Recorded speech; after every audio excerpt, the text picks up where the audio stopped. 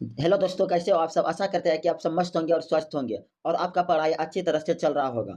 अभी हम नागरिक लिपि पाठ 5 जो कि वेरी वेरी इंपॉर्टेंट क्वेश्चन सब लिया गया है। आप सब 1 से 2 बार देखकर पूरा का पूरा याद कर ले ताकि बिहार बोर्ड में अच्छा अंक प्राप्त कर सकें। तो चलिए दोस्तों, प्रथम प्रश्न पर। प्रथम प्रश्न, नागरी लिपि के आरंभिक लेख हमें कहाँ से मिलते हैं? ऑप्शन ए पूर्वी भारत से, ऑप्शन बी पश्चिमी भारत से, ऑप्शन सी दक्षिणी भारत से और ऑप्शन डी उत्तरी भारत से। तो एक का राइट आंसर होगा ऑप्शन सी दक्षिणी भारत से। प्रश्न संख्या 2, बेतमा दान पत्र किस समय का है? ऑप्शन ए 1020 ईस्वी, ऑप्शन बी 1022 ईस्वी, ऑप्शन सी 1021 ईस्वी और ऑप्शन डी 1023 ईस्वी। तो एक दो का राइट आंसर होगा ऑप्शन ए 1020 ईस्वी। प्रश्न संख्या 3, उत्तर भारत से नागरी लिपि के लेख कब से मिलने लगे हैं? ऑप्शन ए 8वीं सदी से, ऑप्शन बी 6वीं सदी से, ऑप्शन सी 9वीं सदी से और ऑप्शन डी 4वीं सदी से। तो 3 का राइट आंसर होगा ऑप्शन ए 8वीं सदी से। प्रश्न संख्या 4, गुणाकर मूल्य ने मिडिल स्तर की पढ़ाई किस भाषा में की? ऑप्शन ए मराठी में, ऑप्शन बी पंजाबी में, ऑप्शन सी बांग्ला में और ऑप्शन डी अंग्रेजी में। तो 4 का राइट आंसर होगा ऑप्शन ए मराठी में। प्रश्न संख्या 5, मूल्य ने अंग्रेजी व हिंदी की पढ़ाई कहाँ पर की? ऑप्शन ए दिल्ली में, ऑप्शन बी जौनपुर में, ऑप्शन सी वर्धा में और ऑप्शन डी इलाहाबाद में। तो 5 का राइट आंसर होगा ऑप्शन सी वर्धा में। प्रश्न संख्या 6, नेपाली भाषा किस लिपि में लिखी जाती है? ऑप्शन ए गुरुमुखी लिपि में, ऑप्शन बी खरोष्ठ लिपि में, ऑप्शन सी ब्राह्मी लिपि में और ऑप्शन डी देवनागरी लिपि में। तो 6 का राइट आंसर होगा ऑप्शन डी देवनागरी लिपि में। प्रश्न संख्या 7, गुणाकर मूल्य का जन्म कब हुआ? ऑप्शन ए 1935 ईस्वी में, ऑप्शन बी 1936 ईस्वी में, ऑप्शन सी 1937 ईस्वी में और ऑप्शन डी 1938 ईस्वी में। तो 7 का राइट आंसर होगा ऑप्शन ए 1935 ईस्वी में। प्रश्न संख्या 8, गुणाकर मूल्य का जन्म कहाँ हुआ था? ऑप्शन ए केरल में, ऑप्शन बी तमिलनाडु में, ऑप्शन सी महाराष्ट्र में और ऑप्शन डी उत्तर प्रदेश में। तो 8 का राइट आंसर होगा ऑप्शन सी महाराष्ट्र में। प्रश्न संख्या 9, गुणाकर मूल्य ने किस पुस्तक में पुरानी लिपियों की विस्तृत जानकारी दी है? ऑप्शन ए सांस्कृतिक में, ऑप्शन बी अक्षर कथा में, ऑप्शन सी प्राचीन भारत का इतिहास में और ऑप्शन डी पूरा लिपि शास्त्र में। तो 9 का राइट आंसर होगा ऑप्शन बी अक्षर कथा में। प्रश्न संख्या 10, गुप्तों की राजधानी को क्या कहा जाता था? Option A Pataliputra, option B Kusumpur, option C Bilaspur और ऑप्शन डी देवनगर। तो 10 का राइट आंसर होगा ऑप्शन बी डी देवनगर।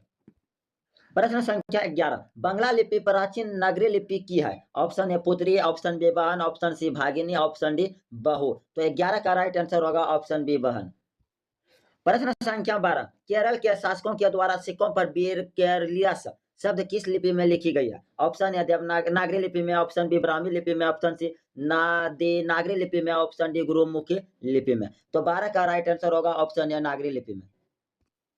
प्रश्न संख्या 13, पहल किन राजाओं के उल्लेखों की लिपि को ही देवनागरी नाम दिया गया था? ऑप्शन ए देवनागरी के राजाओं का, ऑप्शन बी विजयनगर के राजा का, ऑप्शन सी महाराष्ट्र के राजाओं का और ऑप्शन डी चोल राजाओं का। 13 का राइट आंसर होगा ऑप्शन बी विजयनगर के राजाओं का। प्रश्न संख्या 14, उत्तर भारत की विशेष स्थापत्य शैली को क्या कहते हैं? ऑप्शन ए ललित शैली, ऑप्शन बी अभिनगर शैली, ऑप्शन सी विसराट शैली और ऑप्शन डी नगर शैली। तो 14 का राइट आंसर होगा ऑप्शन डी नगर शैली। प्रश्न संख्या 15, देवनागरी लिपि में मुद्रण के टाइप कब बने? ऑप्शन ए 2 सदी पहले, ऑप्शन बी 2 सदी पहले, ऑप्शन सी 20वीं सदी में और ऑप्शन डी 11वीं सदी में। तो 15 का राइट आंसर होगा ऑप्शन ए 2 सदी पहले। प्रश्न संख्या 16, नागरी लिपि कब एक सर्वदेशिक लिपि थी? ऑप्शन ए 15वीं सदी में, ऑप्शन बी ईसा पूर्व काल में, ऑप्शन 8वीं 11वीं सदी में और ऑप्शन डी कभी नहीं। तो 16 का राइट आंसर होगा ऑप्शन सी 8वीं से 11वीं सदी में। प्रश्न संख्या 17, पहले दक्षिण भारत की नागरी लिपि क्या कहलाती थी? Option A Nandi Nagari, option B Konkani, option C Brahmi, option D Siddham.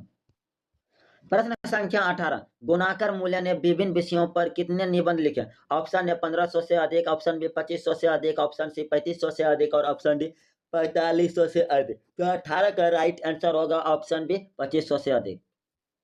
प्रश्न संख्या 19, भारतीय लिपियों की कहानी कितनी प्रसिद्ध रचना है? ऑप्शन ए गुणाकर मूल्य की, ऑप्शन बी नलिन विलोचन शर्मा की, ऑप्शन सी महादेवी वर्मा की और ऑप्शन डी सुमित्रानंद पंत की। तो 19 का राइट आंसर होगा ऑप्शन ए गुणाकर मूल्य की।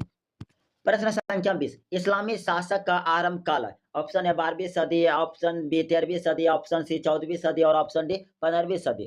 तो भाई 20 का राइट आंसर होगा ऑप्शन ए 12वीं सदी से। प्रश्न संख्या 21, गुणाकर मूल्य की मृत्यु कब हुई? ऑप्शन ए 1995 ईस्वी में, ऑप्शन बी 1999 ईस्वी में, ऑप्शन सी 2005 ईस्वी में और ऑप्शन डी 2009 ईस्वी में। तो 21 का राइट आंसर होगा ऑप्शन डी 2009 ईस्वी में। प्रश्न संख्या 22, किस शासक ने अपने सिक्कों पर राम सीता की आकृति और नागरी लिपि में राम सही शब्द अंकित करवाए थे? ऑप्शन ए शेरशाह सूरी ने, ऑप्शन बी हरियार ने, ऑप्शन सी अकबर ने और ऑप्शन डी चंद्रगुप्त द्वितीय ने। तो 22 का राइट आंसर होगा ऑप्शन सी अकबर ने। प्रश्न संख्या 23, नागरी लिपि शीर्षक निबंध के निबंधकार है? Option A Gunakar Mulya, option B Ramchandra Shukla, option C doctor Bholanath Tiwari और ऑप्शन डी बाबूराम सक्सेना। तो 23 का राइट आंसर होगा ऑप्शन ए गुणाकर मूल्य। प्रश्न संख्या 24, नागरी लिपि शीर्षक पाठ किस पुस्तक से लिया गया? ऑप्शन ए अक्षरों की कहानी, ऑप्शन बी भारतीय लिपियों की कहानी, ऑप्शन सी अक्षर कथा और ऑप्शन डी इनमें से कोई नहीं। तो 24 का राइट आंसर होगा ऑप्शन बी भारतीय लिपियों की कहानी। प्रश्न संख्या 25, मराठी भाषा की लिपि कौन सी है? Option A Brahmi, option B Nandi Nagari, option C Devanagari और ऑप्शन डी मराठी लिपि। तो 25 का राइट आंसर होगा ऑप्शन सी देवनागरी लिपि। प्रश्न संख्या 26, टकसाल का संबंध है? ऑप्शन ए सिक्कों से, ऑप्शन बी अभिलेखों से, ऑप्शन सी लिपि से और ऑप्शन डी अनाज के ढेरों से। तो 26 का राइट आंसर होगा ऑप्शन ए सिक्कों से।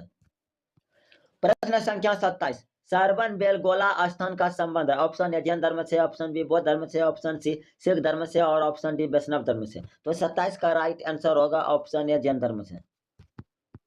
प्रश्न संख्या 28, श्रीसधम क्या है? ऑप्शन ए मंत्र, ऑप्शन बी सिद्ध योगी, ऑप्शन सी साधु और ऑप्शन डी एक प्रकार की लिपि। तो 28 का राइट आंसर होगा ऑप्शन डी एक प्रकार की लिपि। प्रश्न संख्या 29, किसे देवनागरी की संज्ञा दी गई है? Option A Prayag, option B Kashi को, ऑप्शन सी मथुरा को और ऑप्शन डी उज्जैन को। तो 29 का राइट आंसर होगा ऑप्शन बी काशी को। प्रश्न संख्या 30, हिंदी के आदि कवि कौन है? ऑप्शन ए सरहद पार, ऑप्शन बी तुलसी, ऑप्शन सी वाल्मीकि और ऑप्शन डी निराला। तो 30 का राइट आंसर होगा ऑप्शन ए सरहद का राइट आंसर पाद। प्रश्न संख्या 31, अमोघ वर्ष कौन था? ऑप्शन ए एक विद्वान, ऑप्शन बी प्रख्यात राष्ट्रकूट राजा, ऑप्शन सी एक कवि और ऑप्शन डी राजवैद। तो 31 का राइट आंसर होगा ऑप्शन बी प्रख्यात राष्ट्रकूट राजा। संख्या 32, महिर भोज की ग्वालियर प्रस्थित किस भाषा में है? ऑप्शन ए प्राकृति में, ऑप्शन बी अम्प भ्रांश में, ऑप्शन सी संस्कृत में और ऑप्शन डी हिंदी में। तो 32 का राइट आंसर होगा ऑप्शन सी संस्कृत में। प्रश्न संख्या 33, बेतवा कहाँ है? ऑप्शन ए इंदौर के पास, ऑप्शन बी इलाहाबाद के पास, ऑप्शन सी पुणे के पास और ऑप्शन डी पटना के पास। तो 33 का राइट आंसर होगा ऑप्शन ए इंदौर के पास। प्रश्न संख्या 34, दक्षिण भारत के पांड्य प्रदेश से किस राजा के पलियम पत्र मिले? Option A Mahendrapal, option B Raja Bharyug, option C Raja Bhoj, option D Shrigang Raja का। तो 34 का राइट आंसर होगा ऑप्शन ए राजा भरगुण। अगर वीडियो अच्छा लगा होगा तो लाइक, सब्सक्राइब और चैनल शेयर जरूर करना। थैंक यू, धन्यवाद, जय हिंद, जय भारत।